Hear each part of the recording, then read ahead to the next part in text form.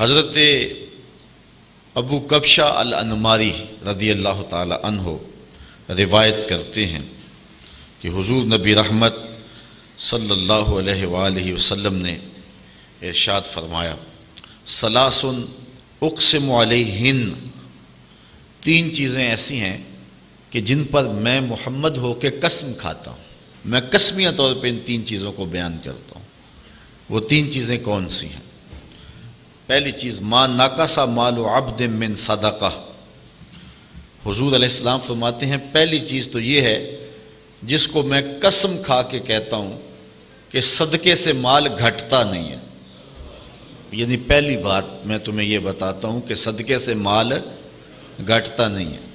تمہارا کیلکولیٹر کہتا ہے کہ کم ہو جائے گا، ایک 100 روپیہ تھا، 10 روپے صدقے کر دیا، باقی 90 رہ گئے۔ اپنے اکاؤنٹنٹ سے پوچھو، وہ بھی یہی کہے گا کہ 10 کم ہو گئے اور باقی 90 رہ گئے۔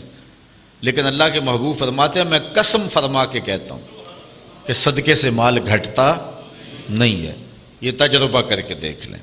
دوسری بات، وَلَا ظُلِمَ عَبْدٌ مَظْلَمَةً صَبَرَ عَلَيْهَا إِلَّا زَادَهُ اللَّهُ عَزَّ وَجَلَّ عِزًّا۔ جب کسی پہ کوئی شخص ظلم کرے اور وہ اس پہ صبر کرے تو حضور فرماتے ہیں میں قسم کھا کے کہتا ہوں کہ اس کی عزت میں اضافہ ہوگا۔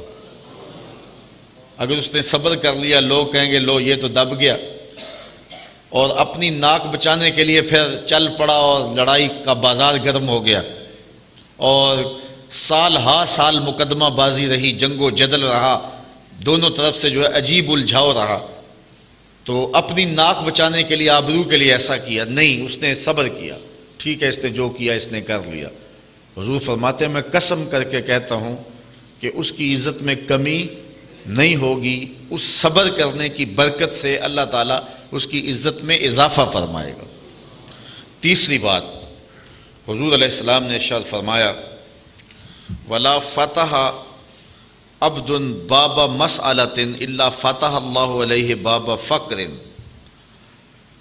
اگر کسی شخص نے سوال کا دروازہ کھول لیا، مانگنا شروع کر دیا، تو حضور فرماتے ہیں کہ میں قسم کھا کے کہتا ہوں کہ اس نے محتاجی کا دروازہ کھول لیا۔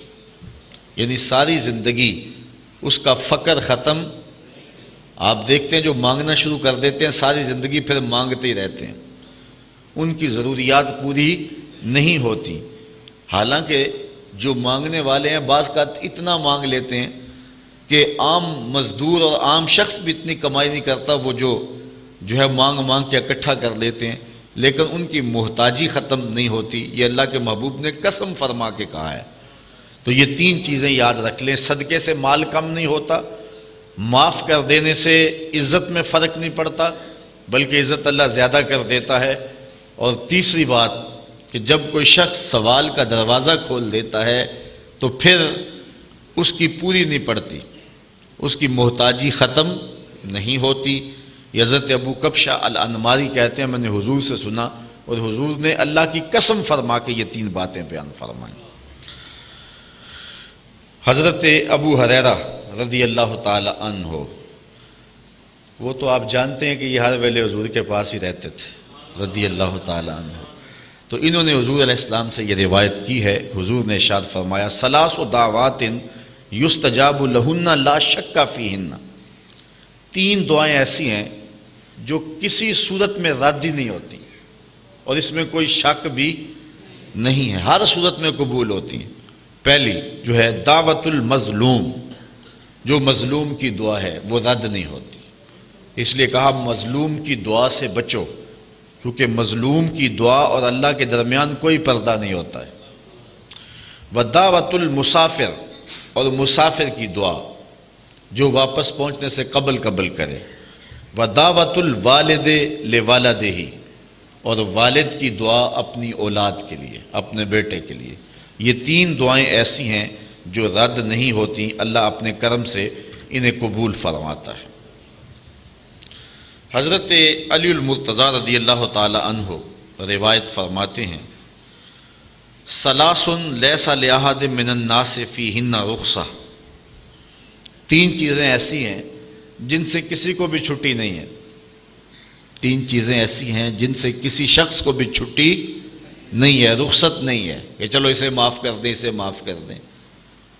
کئی صورتوں کے اندر عورتوں کے اوپر مخصوص ایام میں نماز روزے کی چھٹی ہے۔ مرد بوڑھا ہو جائے اور نہ جا سکے، بڑائی، بیماری یا مرض یا سفر ہو تو جمعے کی چھٹی ہے۔ اس طرح شیخ فانی کے لیے روزے کی چھٹی ہے، رخصت ہے۔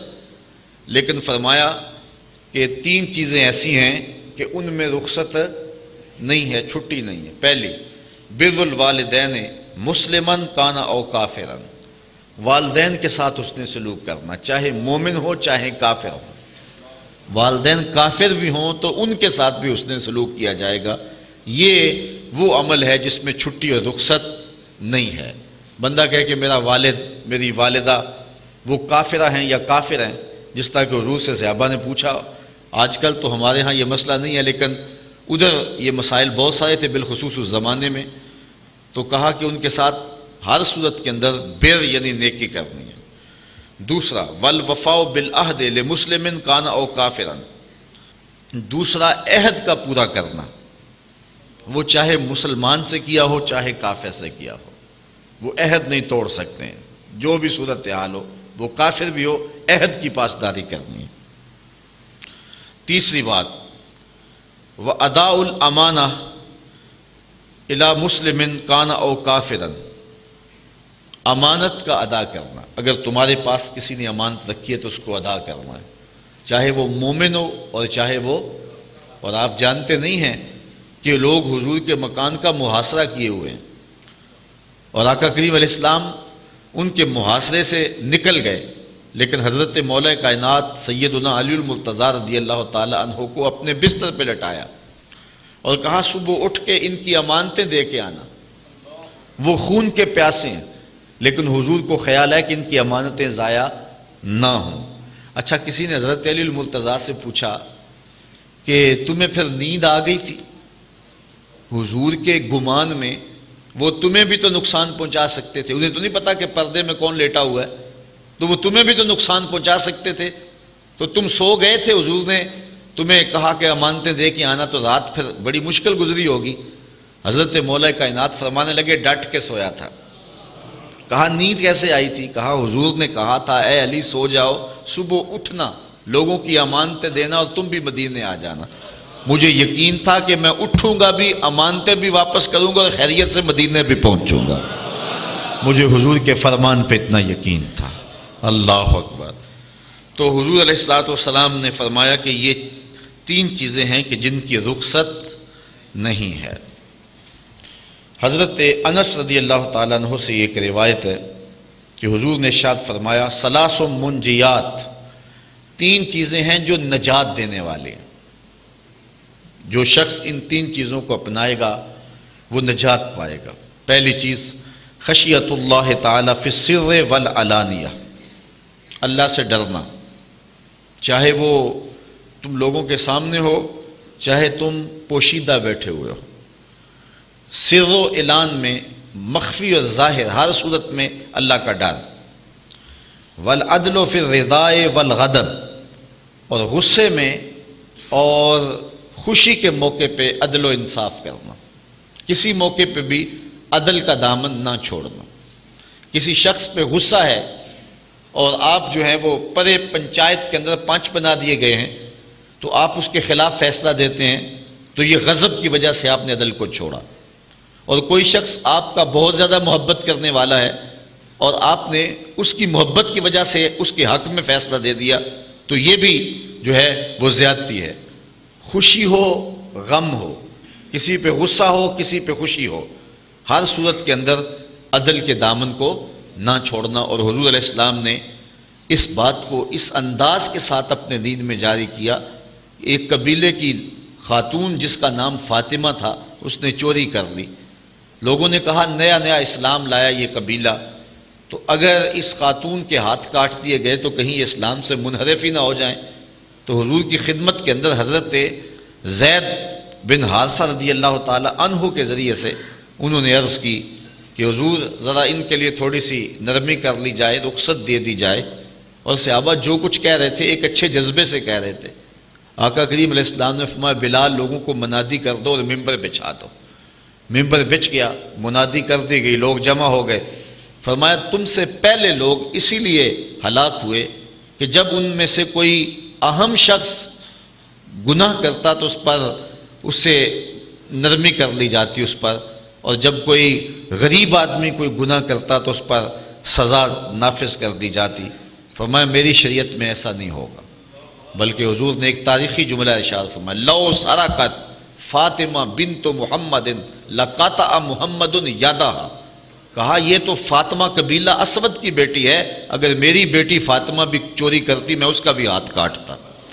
یہ حضور علیہ الصلوۃ والسلام نے عدل و انصاف اور ضابطوں کی پابندی کا حکم دیا۔ والقسط فی الفقر والغنا، اور تیسری بات کہ فقر ہو یا غنا ہو، دونوں صورتوں کے اندر میانہ روی اختیار کرنا، یہ تین چیزیں جس کے پاس ہوں، حضور فرمایا کہ یہ تین چیزیں نجات دینے والی ہیں۔ خشیت اللہ فی السر والعلانیہ، یہ دنیا اور آخرت کے اندر بندے کے لیے بہتری کی ضمانت ہے، اللہ سے ڈرے گا تو آخرت ٹھیک ہو جائے گی۔ والعدل فی الرضا والغضب، اس سے معاشرے کے اندر جو ہے وہ بہتری پیدا ہوگی۔